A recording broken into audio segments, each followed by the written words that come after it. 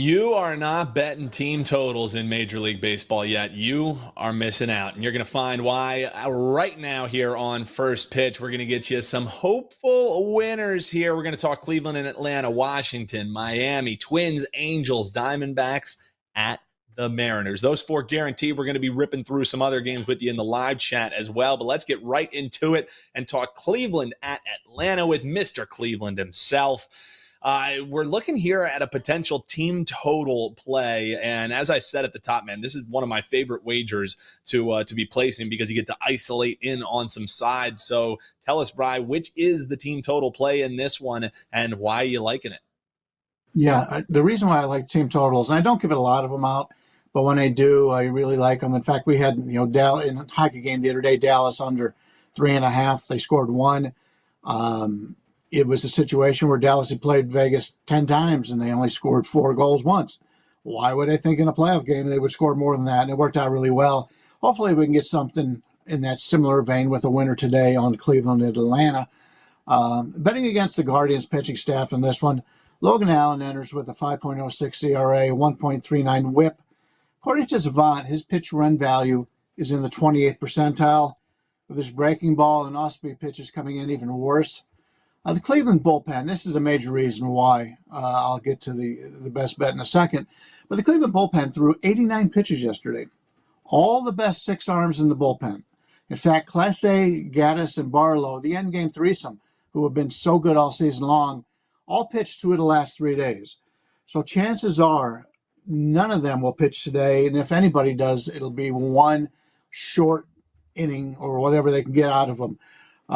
Atlanta leads Major League Baseball in WRC Plus at 128, which is 28% better than league average. This is a good hitting ballpark. I've been there myself. Beautiful place.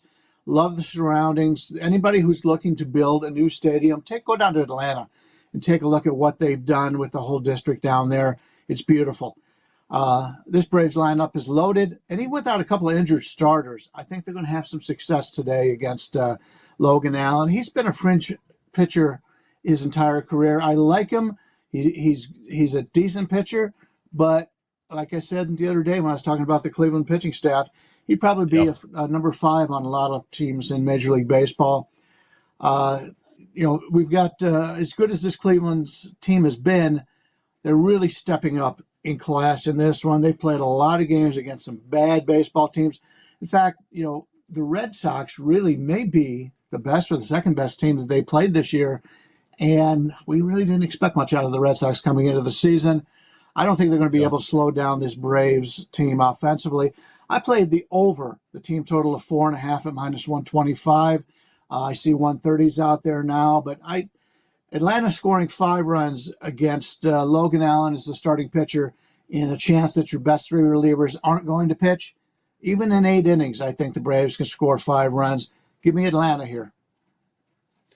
Yeah, I love that breakdown there, and also share the same sentiment on betting team totals because, maybe someone would get scared off when they see that we've been seeing some under money coming in, this one at 8.5, but that's why you break it in half. Obviously that's taking into account what both of these teams potentially will do. You don't have to get scared off of a potential over, even when you see some prices changing there on the WagerTalk live odds screen. So Bryan, Leonard looking towards the over for the Bravos team total. Hop below in the comments. Let us know. You have any team totals that you are betting? And while you're in those comments, let us know what games you want us to touch upon here. Joining us as well, we got Steve Merril. Yeah, Steve Merril, but no L's as of late. The man is on the 12-0 run. Yeah, that's hit the little rim shot there, Steve.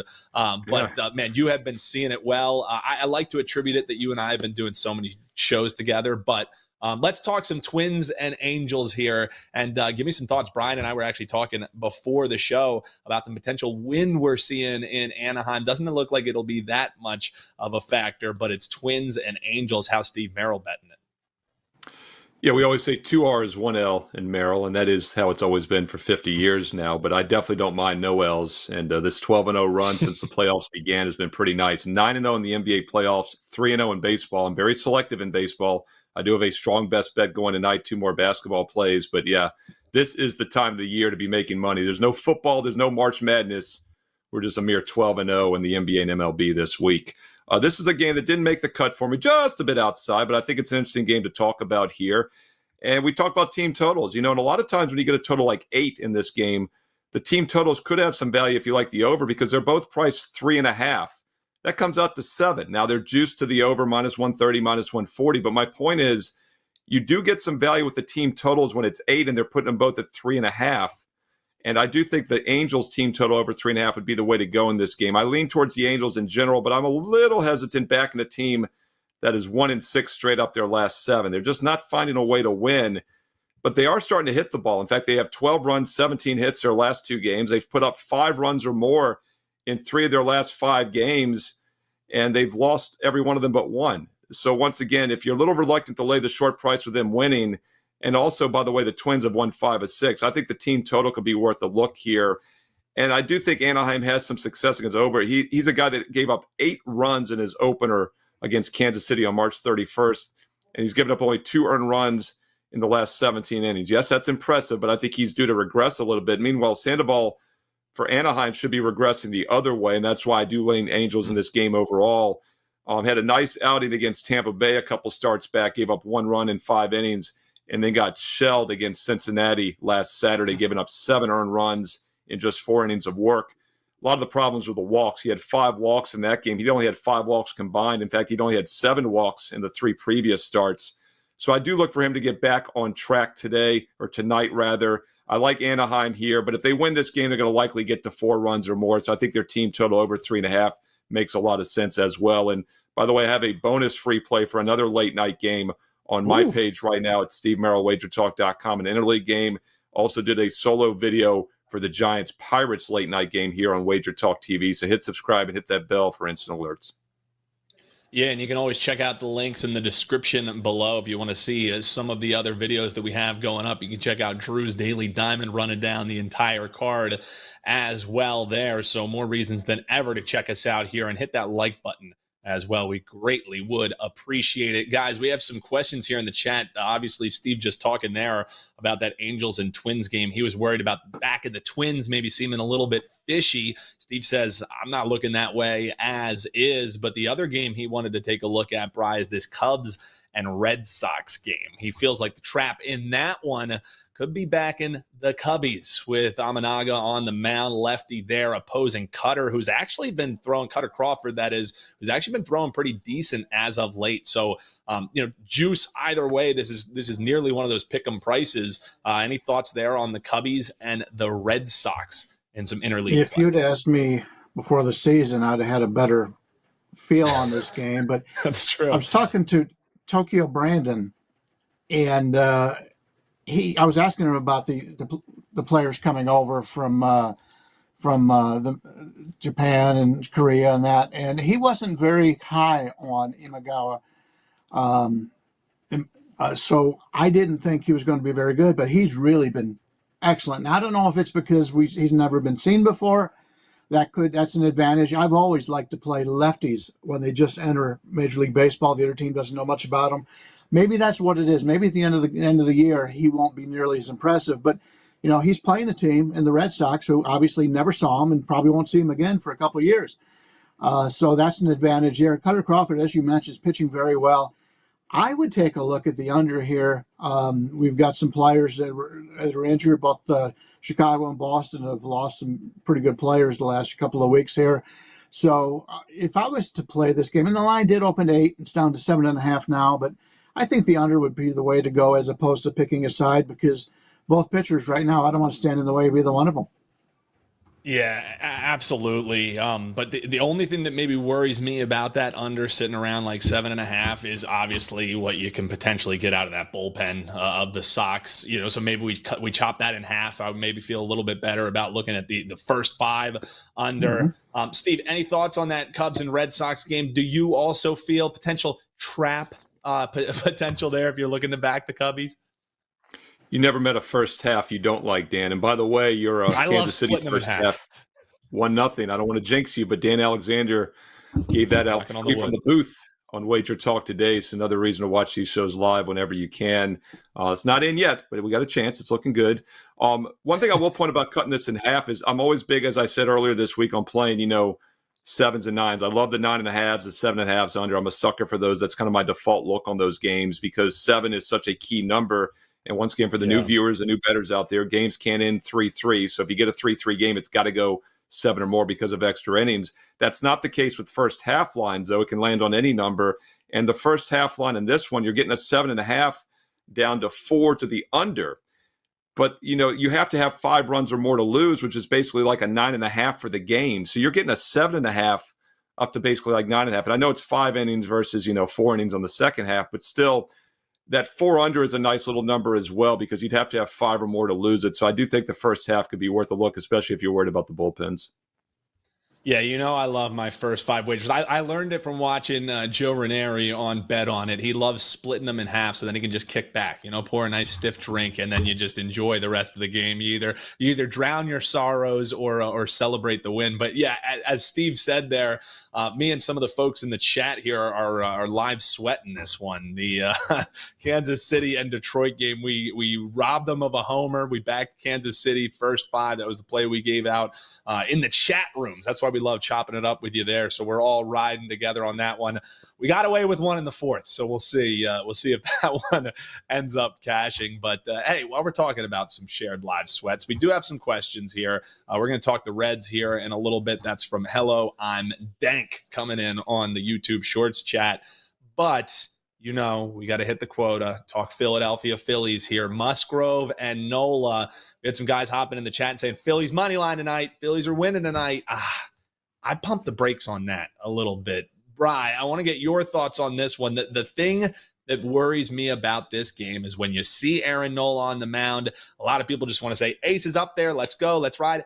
I just feel like from watching him year after year, man, I never know which Aaron Nola I'm going to get, which concerns me going against Musgrove tonight. What's your thoughts on this one, Bryan?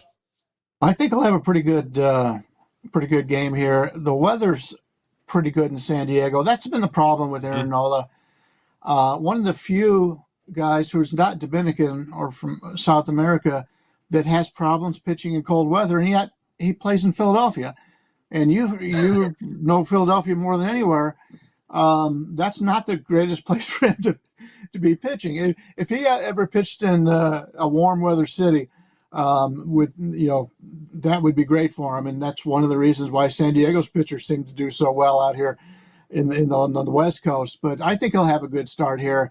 Musgrove's a guy who really took a long time to get to where he needs to get. I don't think he's still there yet. He struggled in the preseason. He's pitching better now than he did earlier, but he's still not 100%.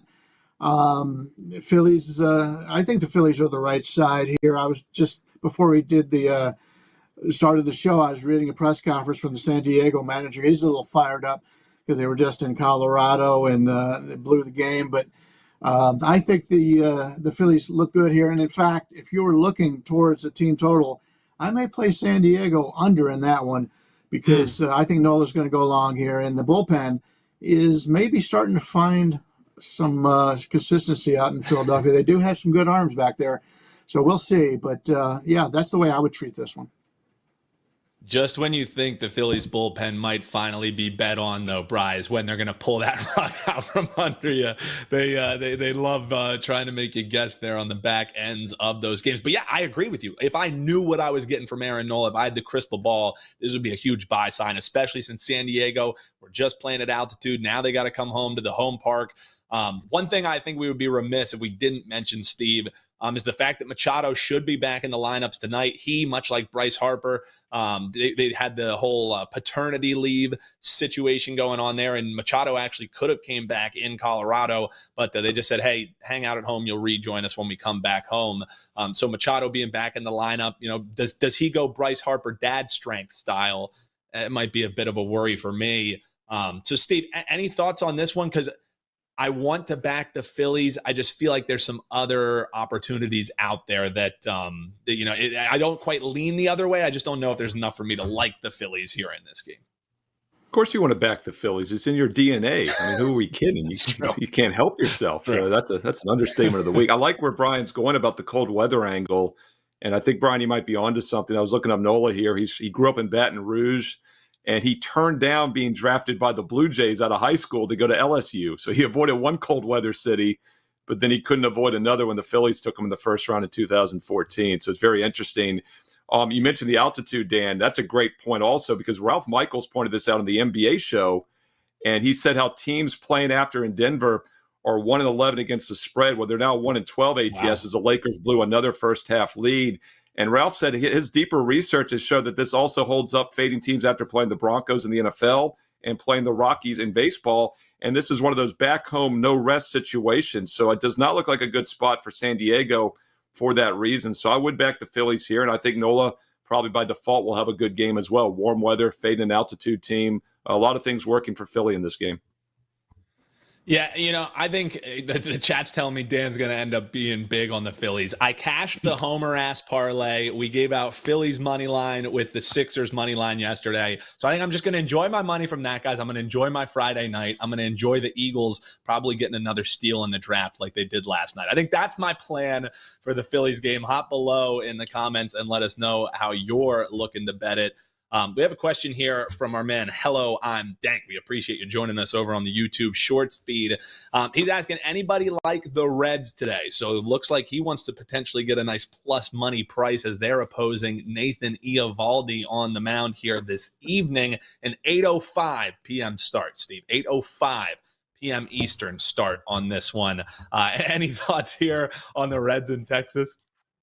Just changed my life. I was going to watch this game at 8 o'clock Eastern, but now I've got an extra 5 minutes to make that cocktail. The Reds are a fun team to watch, but I'm glad you brought the Reds up, Dan. I was thinking of you guys last night because I've mentioned this a few times. When was I last on the show? Wednesday I said this, that the Reds, you look at their stats, they're a team that's scoring a lot of runs this year and still over 5 runs a game, but they're not hitting the ball. In fact, they have a .220 batting average on the season. And on the road in 9 games now, they're averaging 5.1 runs, which is good, but they're batting .203. And as I said Wednesday, my premise is when you're not putting the ball in play, you're not going to score. And I thought those runs were going to come down. And then lo and behold, what happens yesterday? I see they get shut out 5-0. That's the first thing I thought about against your Philadelphia Phillies.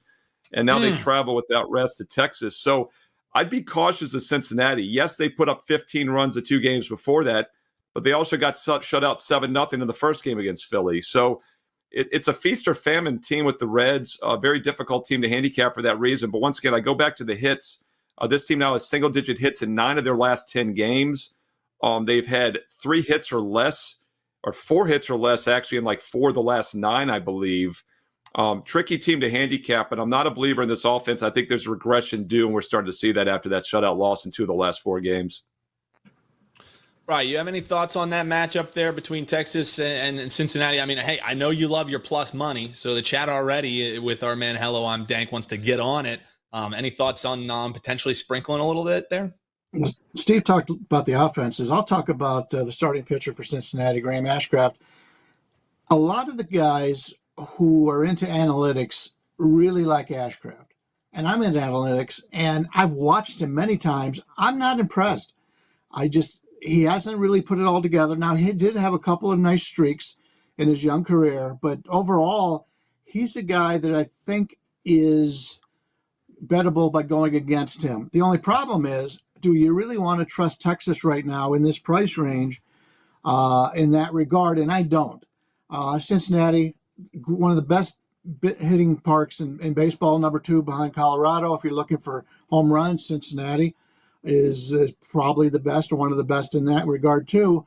But when they go on the road, as Steve pointed out, they don't find ways to get on base. They're more of a home run hitting team. And, the ball doesn't fly other places like it does in Cincinnati. So that's always a concern.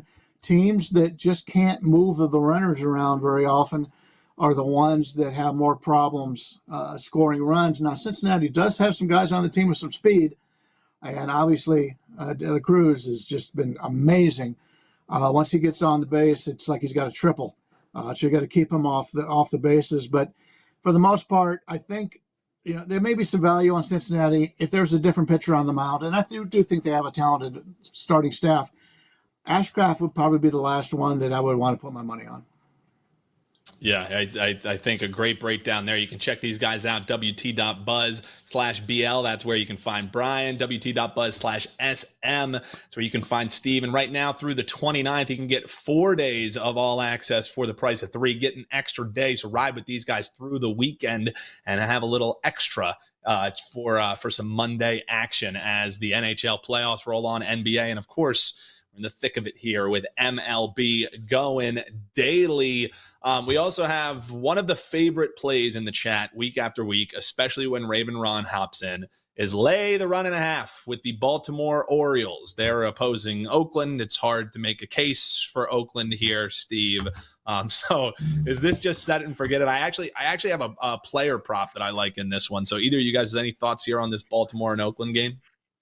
Yeah, Dan, I'll say one thing. I've talked about this before. I think when one of the times to fade Oakland is in game 1 of a series because teams don't overlook them. Now, I like it better on the road because we get a lot shorter price. We can play those teams on the money line, and it's worked quite well this year, fading Oakland at home because Oakland has absolutely no home field advantage whatsoever. It's almost a disadvantage other than batting in the bottom of the 9th, but they're usually not close enough in the games at that point for it to matter anyway. So I do like this situation better when we get a road favorite. And Baltimore does return home after 2 trips to Kansas City and LA, but they did have yesterday off. So it's not a great scheduling spot for Baltimore for that reason. But I am in no hurry to fade to back Oakland really at any point. And after their misleading strong start this year, strong for Oakland, because what's their record now? It's 40% or so. I have no urge to back the A's, but it could be a little bit of a flat spot. So I would stay away from the first 5 inning, maybe an in-game wager if it's tight early on, maybe jump in with the Orioles at that point. Yeah, I mean, even Brian Leonard's cat is telling you, Steve, do not bet the Oakland A's right now. I said Oakland A's, screaming the cat no went crazy. He went crazy when I said Oakland A's. That's because Bryce talked about it before. That's a baseball cat. Your cat knows baseball. If he could talk, he could cap probably with the best of them, man. So he knows you stay away. What would have happened, Brian, if I'd said Las Vegas A's? That would have gotten less upset or more upset. He's named after Kirby Puckett. So, oh wow, for some reason he just loves baseball, and I just got fed up with him today and locked him in the bathroom. He found a way to get out of the bathroom. These cats just are like smart. Kirby Puckett. I'm going to have to put some weights on the other side to keep.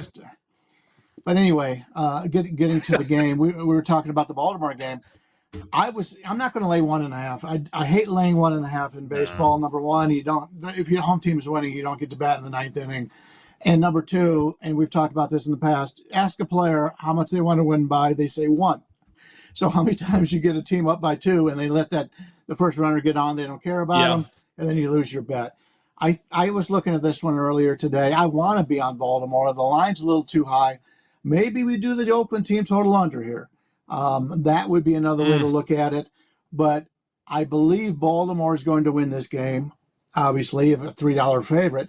But you need to find a way to bet it without laying the $3. But I don't like to lay the 1.5.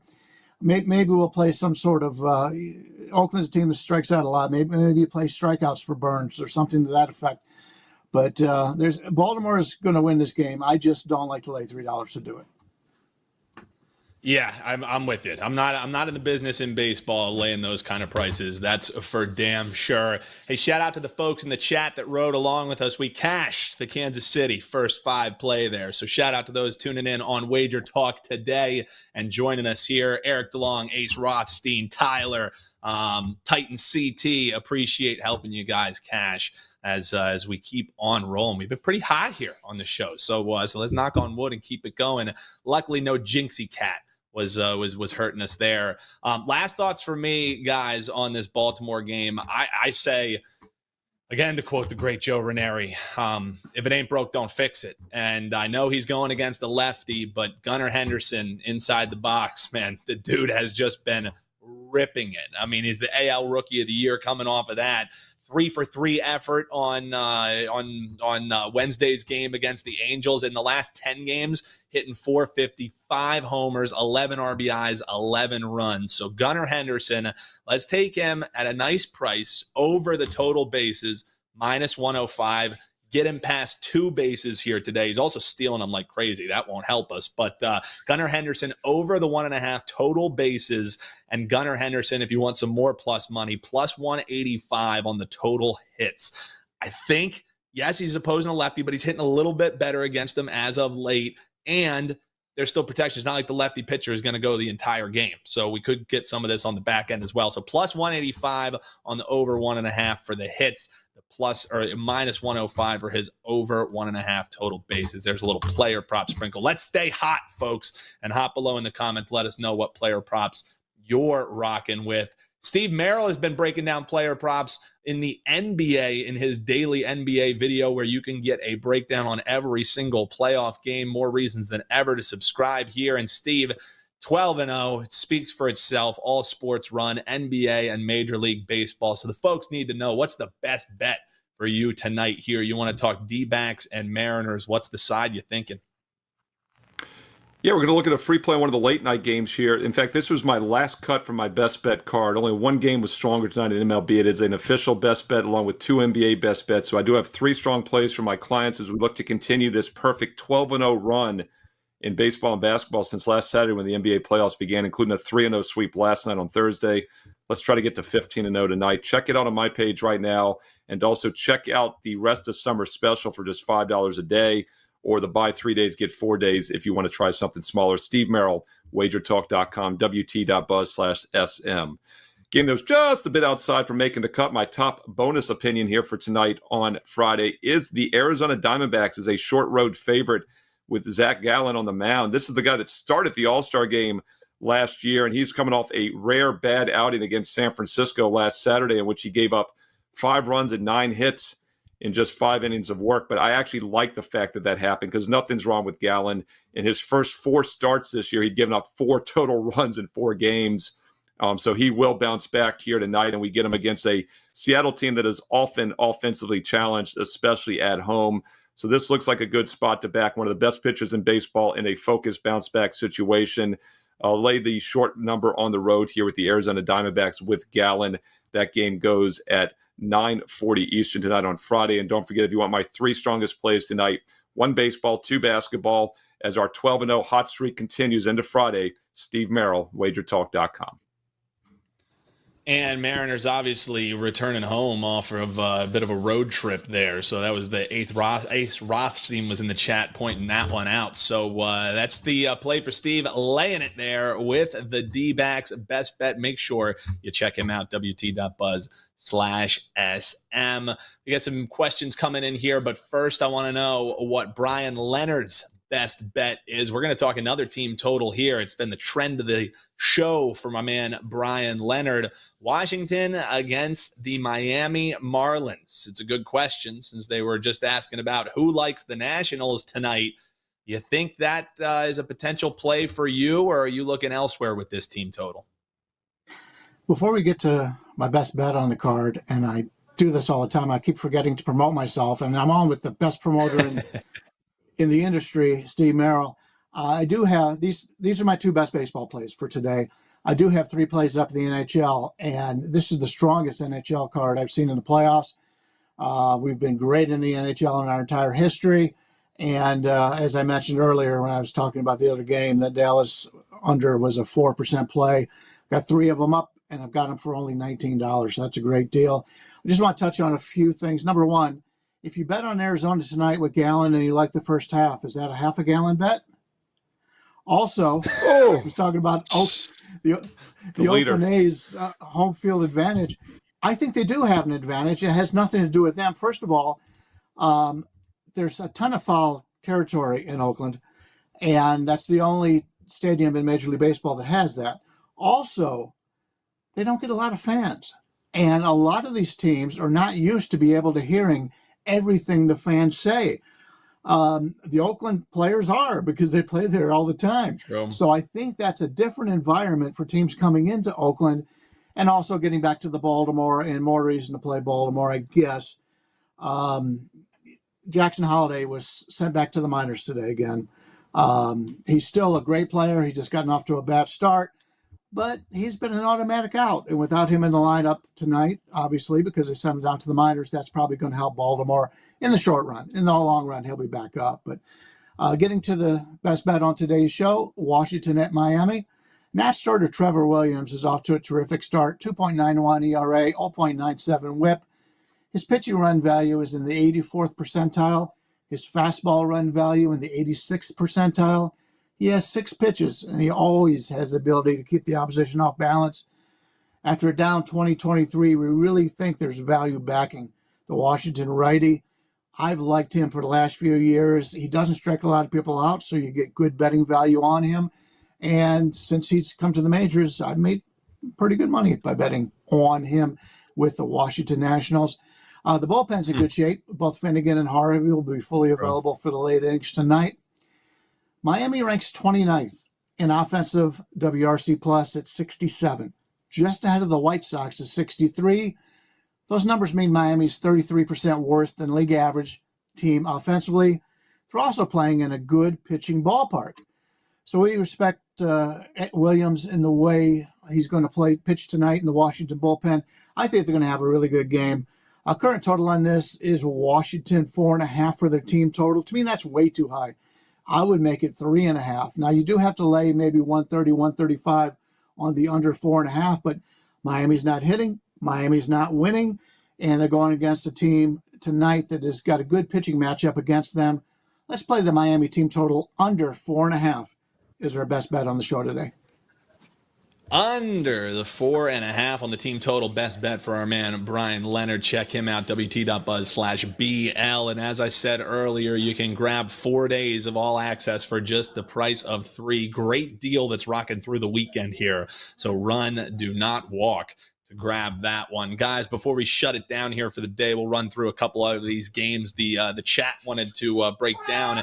We appreciate. We got CJ Moe now in the house, new to WagerTalk. We appreciate you tuning in, my man. We love joining and growing the WagerTalk family here.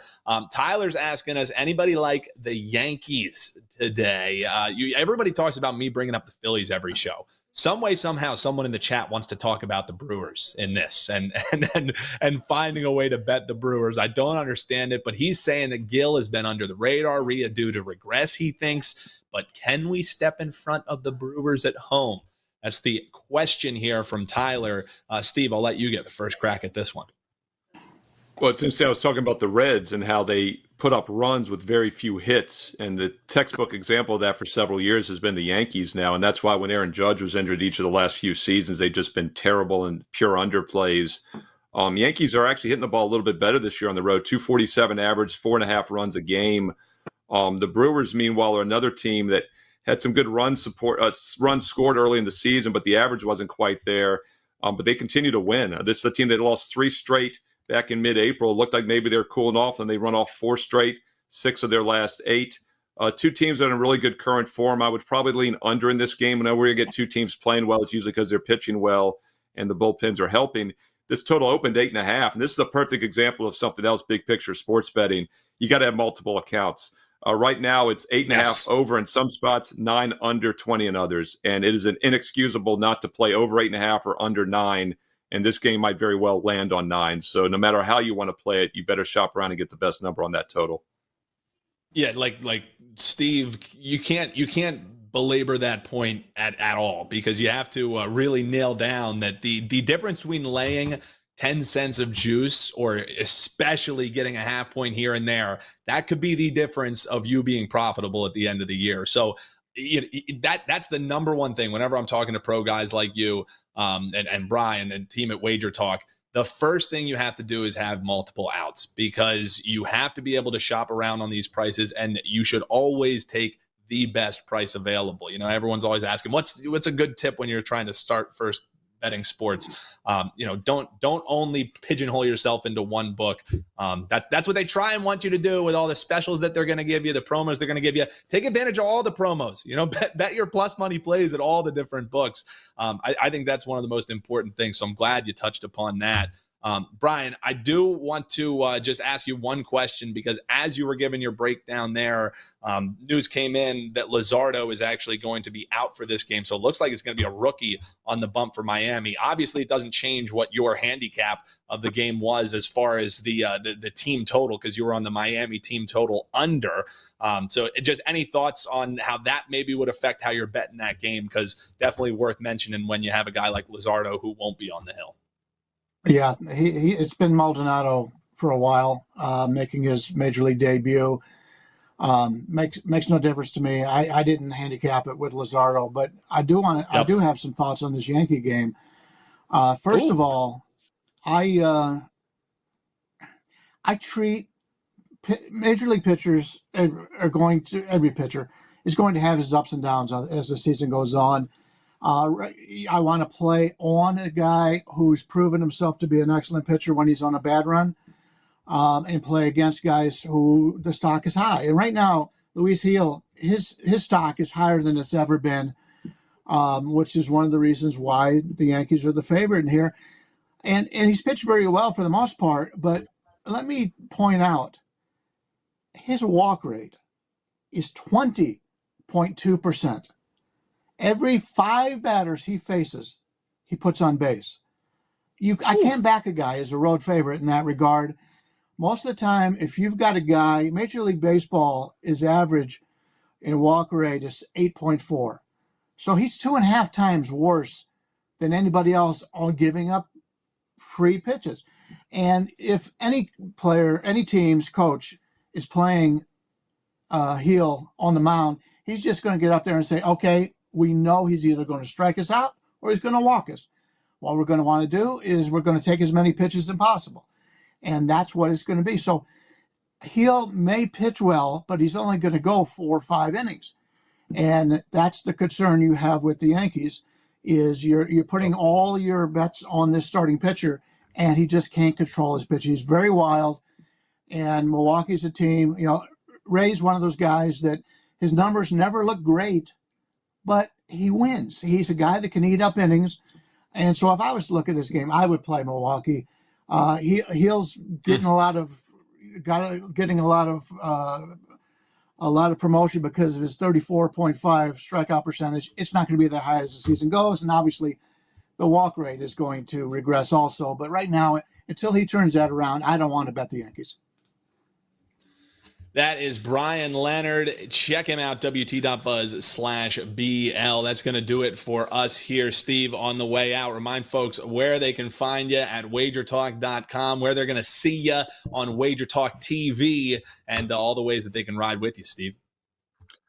Yeah, I did WagerTalk earlier today, so watch that replay from noon Eastern along with Teddy Covers. And Teddy will be back at 4:15 Eastern, 1:15 exact his time to do the NBA tip-off show here live, viewer questions with Joe Ranieri and company. And I'll actually be on tomorrow live around 11:15 or so Eastern time. The show starts at 11 a.m. Tokyo Brandon doing some baseball. Then I'll be talking NBA playoffs tomorrow on Saturday on Last Call. So don't forget, there is weekend content here on WagerTalk TV. And my daily NBA playoff videos, 7 days a week. I've done every game in the playoffs every day so far. I'm going to keep it going. It's one of the reasons I'm off to a perfect 9-0 start on Best Bets, is because I'm taking a deep dive into these playoff games, and I'm giving you my insights every day with the videos here. So click subscribe, hit the bell for instant alerts, and please comment below. We read all the comments, and we do reply back. We got to 150,000 subscribers earlier this week. Let's get to 200,000. So click subscribe here on WagerTalk TV. You love to see it, always growing what we're doing here at WagerTalk TV. Steve's got 3 for 1 up Friday All Access at his page. Brian's got a triple pack of NHL Best Bets over at his page. You can find the latest deals, wt.buzz/deals. Salute to the chat. We appreciate you. Best of luck this weekend. Hop below in the comments if you're watching on the rewatch and let us know what your favorite plays are. Team totals, player props, or are you going sides and totals? Let us know your best bets for this weekend, and make sure you subscribe here to the channel. Give us a like on the way out, and if you need some more info, you don't have to go far. Check out the video on your screen right now. Keep getting all that info you need to bet all the sports you love. That's what we do here at WagerTalk TV. Best of luck, everyone. We'll see you next time.